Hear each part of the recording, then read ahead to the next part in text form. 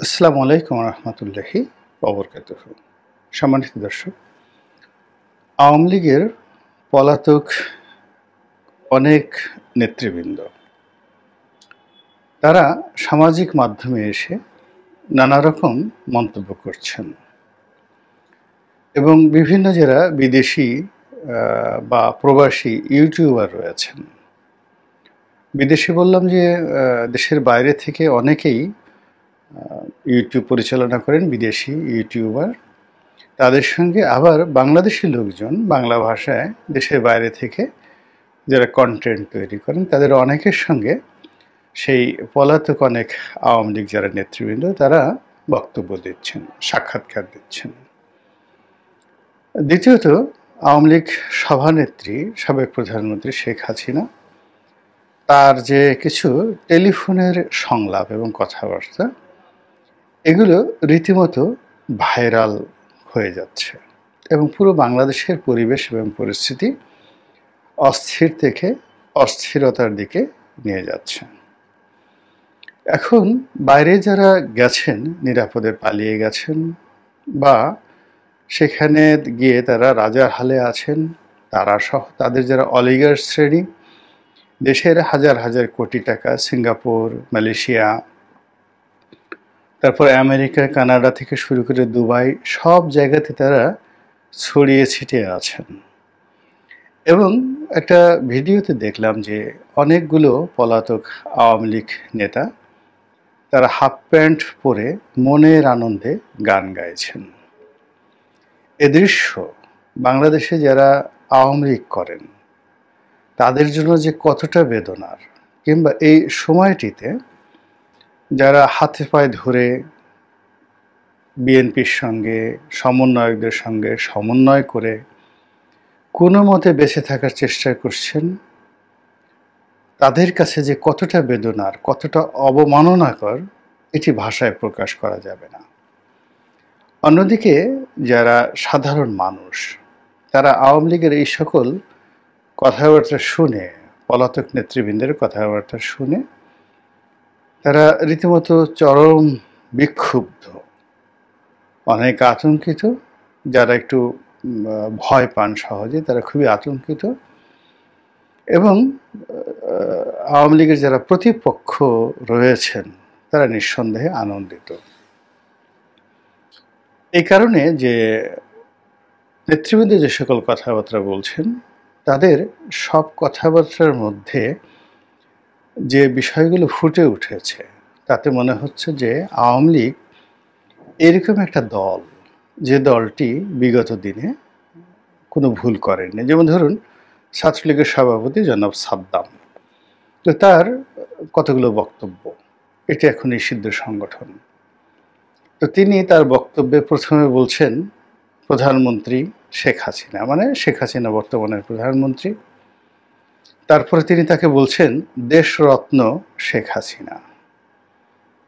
তো এই জিনিসগুলো সময়ের সঙ্গে সঙ্গে আসলে এটাকে যাকে বলা হয় মানুষের হৃদয় জয় করার জন্য বা মানুষের কাছে নিজেদের যে বিষয়াদি তুলে ধরার জন্য এই ধরনের ল্যাঙ্গুয়েজ কোনো অবস্থাতেই গ্রহণীয় নয়। তারপর তিনি যেটি বলার চেষ্টা করছেন, অর্থাৎ যতদিন তারা ক্ষমতায় ছিলেন সেই ক্ষমতায় থাকাকালীন অবস্থায় তাদের যে কণ্ঠস্বর ছিল,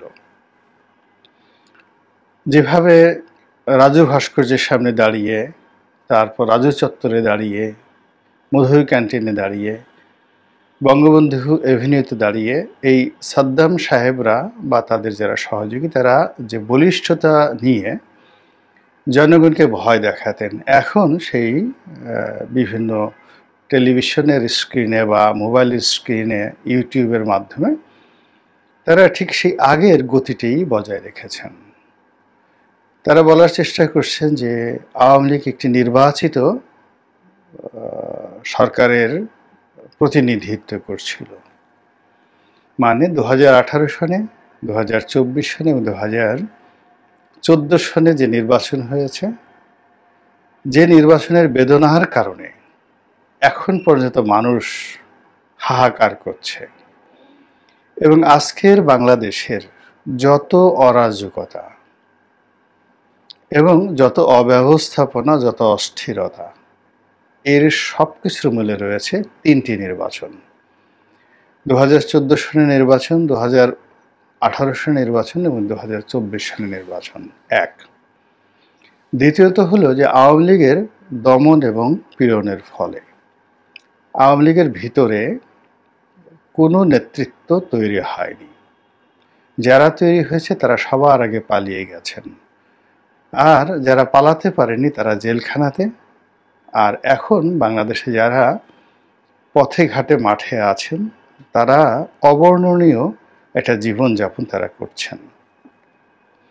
এর কারণ হলো আওয়ামী লীগ তার নিজেদের মধ্যে হাইব্রিড, কাউয়া, অযোগ্য, অপদার্থ, এরপরে অন্য দল থেকে ভোল পাল্টে যারা আওয়ামী লীগ হওয়ার চেষ্টা করেছে। এবং এখন তো আপনারা অনেকেই দেখতে পাচ্ছেন যে শিবিরের অনেক লোক আওয়ামী লীগের মধ্যে, তারপর ছাত্রলীগের মধ্যে লুকিয়েছিলেন এবং কত বড় পদে থেকে তারা শক্তি সঞ্চয় করেছেন যে একটা বিপ্লব তারা সংগঠিত করে ফেললেন এই আওয়ামী লীগের ঘাড়ের উপর ভর করে। তো এরকম একটা নির্বোধ দল এবং সেই দলের সে সকল লোক যারা এই বাংলাদেশে ১ মিনিট দাঁড়িয়ে থাকার মতো সাহস পাননি এবং এখনো পর্যন্ত তারা কোথায় আছেন নিজেদের ঠিকানাটি পর্যন্ত বুক ফুলিয়ে বলতে পারছেন না যে আমরা মালয়েশিয়ার এই নম্বর রাস্তায় আছি, এত নম্বর বাড়িতে আছি, কিংবা আমরা এখন কানাডাতে আছি, কিংবা আমরা এখন আমেরিকাতে আছি। এই কথাটা কেউ বলতে পারছেন না। তারা বলছেন যে সিকিউরিটির স্বার্থে আমরা নিরাপদ দূরত্বে আছি। তো সেখানে বসে তারা এই বড় বড় যে কথাগুলো বলছেন তার বলার আগে তাদের একবারও অনুশোচনা হচ্ছে না যে এই ৩টে নির্বাচনের ফলে পুরো দেশকে, জাতিকে, অন্যান্য রাজনৈতিক দলকে যেভাবে শেষ করে দেওয়া হয়েছে তার চাইতে সবচেয়ে বেশি শেষ করে দেওয়া হয়েছে আওয়ামী লীগকে। আওয়ামী লীগের জীবনে বহুবার বহু বিপদ এসেছে। ১৯৫৪ সনে এসেছে, ১৯৫৮-তে এসেছে, ৬২-তে এসেছে, ৬৯-এ এসেছে, ৬৮-তে এসেছে। সব জায়গাতেই বা সব সময়টিতেই তাদের ৩ থেকে ৪ সারির বা পঞ্চম সারির নেতৃবৃন্দ ছিলেন। এক গ্রুপ গিয়েছেন জেলখানাতে, অন্য গ্রুপ নেতৃত্ব ধরেছেন এবং তাদের ইমেজ ছিল, তাদের সাহস ছিল, শক্তি ছিল এবং তারা কোনো অবস্থাতেই কিন্তু আওয়ামী লীগকে ছেড়ে যায়নি। ফলে ৭৫-এর ১৫ই আগস্টের পর দেখা গেল বঙ্গভবন যারা নিয়ন্ত্রণ করছেন তারাও আওয়ামী লীগ, জেলখানা যারা নিয়ন্ত্রণ করছেন তারাও আওয়ামী লীগ, আবার বঙ্গভবনকে যারা অপোজ করছেন রাজপথে তারাও আওয়ামী লীগ। এরশাদের সময়, জিয়াউর রহমান সাহেবের সময়, সব সময়টাতেই, ইয়াহিয়া খানের সময়, আইয়ুব খানের সময় আওয়ামী লীগের এই স্পিরিটটা ছিল, তাদের নেতা ছিল। কর্মী তো সবসময় সব দলেরই থাকে, কিন্তু এখন এই বাংলাদেশে আওয়ামী লীগের কোনো নেতা নেই, একেবারে নেতৃত্ব শূন্যতা। কেমন নেতৃত্ব শূন্যতা? আওয়ামী লীগের এক বড় নেতা বাংলাদেশে পালিয়ে আছেন, আমাকে টেলিফোন করলেন। আমি বললাম যে নেতৃত্ব সংকট যাচ্ছে, তা আপনি তো এত বড় নেতা, দলের দায়িত্ব নিন, আওয়ামী লীগের অফিসের সামনে আসেন। তিনি বললেন আমি মরে গেলেও পারবো না, এবং আমার পরিবার আমাকে চাপ দিচ্ছে যে জীবনেও আর রাজনীতি করা যাবে না। এর কারণ হলো তাদের বক্তব্য, তুমি এত বড় নেতা ছিলা, দলের বিপদে বিভিন্ন সময় কাজকর্ম করেছ, দলের ১৫টি বছর সুসময়ে তো তুমি ১৫ পয়সা পাওনি, এখন তোমাকে কেন পালিয়ে থাকতে হবে? এই যে তার ছেলেমেয়ে যে কথাগুলো বলছে, বলার পর তিনি রাজনীতির প্রতি আগ্রহ হারিয়ে ফেলেছেন। এইভাবে বাংলাদেশে হাজার হাজার আওয়ামী লীগের নেতাকর্মী তৃণমূলে আছেন যারা পালাতে পারেননি, বা অনেকে কিছুই পাননি জীবনে কিন্তু পালিয়ে আছেন। তো এই মানুষগুলো যখন এই যারা পলাতক, বিদেশি নিরাপদ আশ্রয় থেকে এই ধরনের কথাবার্তা বলছেন, তারা মানসিকভাবে আরও ভেঙে পড়ছেন এবং তাদের যে রাজনৈতিক ভবিষ্যৎ এটি ক্রমশ মানে যাকে বলা হয় বিপদ থেকে বিপজ্জনক অবস্থাতে চলে যাচ্ছে। একটা জিনিস চিন্তা করুন যে 2001 থেকে 2006 সন পর্যন্ত বিএনপির যে জমানা, সেই জমানাতে তাদের ভুল এবং ত্রুটির কারণে আজ পর্যন্ত বিএনপি দাঁড়াতে পারছে না। টিল নাও টুডে প্রচণ্ড জনপ্রিয়তা, মানে এখন আওয়ামী লীগের চাইতে বিএনপির জনপ্রিয়তা অনেক বেশি, কিন্তু তারা দাঁড়াতে পারছে না। এর কারণ হলো প্রশাসনের বিভিন্ন স্তরে, জুডিশিয়ারিতে, মিলিটারিতে, পুলিশে, ওই যে 2006 সনে তাদের যে বদনাম হয়েছিল, শত্রুতা তৈরি হয়েছিল, সেই শত্রুতাটা বাড়তে বাড়তে এমন একটা জায়গাতে আসছে যে জনপ্রিয়তা আছে, সমর্থক আছে, সম্ভাবনা আছে, কিন্তু এই একটা নির্বাচন করে তার ফলাফলটাকে এনে আবার ক্ষমতায় যাওয়ার জন্য যে স্ট্রাকচার দরকার, সেটা বিএনপি অর্জন করতে পারেনি। তো বিএনপির যে ভুল বলেন, অপরাধ বলেন, অন্যায় বলেন, খাম্বা বলেন, হাম্বা বলেন, এটির শতগুণ বললে ভুল হবে, 1000 গুণ অপকর্ম করেছে, ভুল করেছে আওয়ামী লীগ সে 2009 থেকে আজ অবধি। তো বিএনপির যদি 20 বছর চলে যাওয়ার পরেও তারা যদি ঘুরে দাঁড়াতে না পারে, তাহলে আওয়ামী লীগ এখন যারা বলছেন যে মোদি এসে ক্ষমতায় বসিয়ে দেবে, ডোনাল্ড ট্রাম্প আসার পর তিনি ক্ষমতা ফিরে পাবেন, এই জিনিসগুলোর ভিত্তি কি? What is the mathematical reality? আপনি অঙ্ক কষে কষে দেখেন যে এই ধরনের ঘটনা সম্ভব কিনা, 2 + 2 = 4, এটা সম্ভব কিনা। এরপরে সাম্প্রতিক সময় সেই ঘটনাগুলো ঘটেছে কিনা। যদি তা না হয়, তাহলে এখানে সেই যে গতানুগতিকভাবে এগোতে হবে। একটা জিনিস চিন্তা করুন, 1971 সনে জামাত যে ভুল করেছে, সেই ভুলের জন্য দেখুন জামাতের একটা টায়ার, একেবারে শীর্ষ যারা নেতৃবৃন্দ আছে সবাই কেউ জেলে মরেছেন, কেউ ফাঁসিতে মরেছেন। আর এখন এত বছর পরে, অর্থাৎ 53 বছর পরে, এখনও সেই মুক্তিযুদ্ধের বিষয়ে যখন জামাতের আমির কোনো একটা কথা বলেন, সঙ্গে সঙ্গে সারা বাংলাদেশ গর্জন করে ওঠে। তো একই অবস্থাতে আওয়ামী লীগের যে ভুলগুলো রয়েছে, এগুলো তো আগে স্বীকার করতে হবে এবং সেখান থেকে বের হয়ে আসতে হবে। অন্যথায় আওয়ামী লীগ যদি আবার বলে 2014 সালের নির্বাচন আমাদের কোনো অপশন ছিল না, 2018 সনে কোনো রাতের ভোট হয়নি, 2024 সনে তো একেবারেই এমন ভোট হয়েছে, মানে সবাই সেখানে উপস্থিত হয়ে ভোট দিয়েছেন, এই কথা বলে যারা পালিয়ে গেছেন তারা তো আসতে পারবেনই না। আর যারা বাংলাদেশে আছেন, এই আওয়ামী লীগের দল যারা করছেন, তাদের সামাজিক জীবনে আরও বিপর্যয় নেমে আসবে। 1। 2 নম্বর হলো যে আওয়ামী লীগ এখন যে পর্যায়ে পৌঁছে গিয়েছে, তার হাতে দুটো অপশন আছে অনলি। একটা হলো তাকে সারভাইভ করতে হবে এবং পরিবর্তিত পরিস্থিতিকে মেনে নিয়ে সারভাইভ করতে হবে, ভুল স্বীকার করতে হবে এবং তাদের যে ভালো কাজগুলো ছিল সেই কাজের ওসিলায় আবার তাদেরকে এগোতে হবে ভালো মানুষের নেতৃত্ব নিয়ে। পুরনো যারা কারাপ্টেড লোক, যারা অ্যাবান্ডেন্ট হয়ে গিয়েছেন, যারা পরাজিত হয়েছেন, যারা পালিয়ে গিয়েছেন, এই বাংলাতে তারা আবার ফিরে এসে নেতৃত্বে বসবেন। এটি আমার কাছে মনে হচ্ছে যে সুয়ের পেছন দিয়ে যদি একটা উট ঢুকতে পারে, সেটা যেভাবে অসম্ভব, তদ্রূপ অসম্ভব। ফলে এই বাংলায় এখনও যারা পালাননি, এই বাংলাতে যারা রয়েছেন, হাজার হাজার আওয়ামী লীগের নেতাকর্মী রয়েছেন যারা মন্ত্রী এমপি হওয়ার উপযুক্ত এবং হয়েছেন, কিন্তু তাদের বিরুদ্ধে কোনো অভিযোগ নেই। তো সেই মানুষগুলো যদি রাজনৈতিক নেতৃত্বে আসে, আমি জাস্ট বলি কয়েকজনের কথা চিন্তা করুন। যেমন সাবের হোসেন চৌধুরী সাহেব আছেন, তারপরে ওই যে সাবেক পরিকল্পনা মন্ত্রী ছিলেন মান্নান সাহেব আছেন, তারপরে মেহেরপুরের আর একজন অধ্যাপক মান্নান সাহেব আছেন, তারপরে ওই যে উত্তরবঙ্গের একজন আছেন শহীদুজ্জামান সরকার, ওনাকে তো মন্ত্রী বানানো হয়েছিল।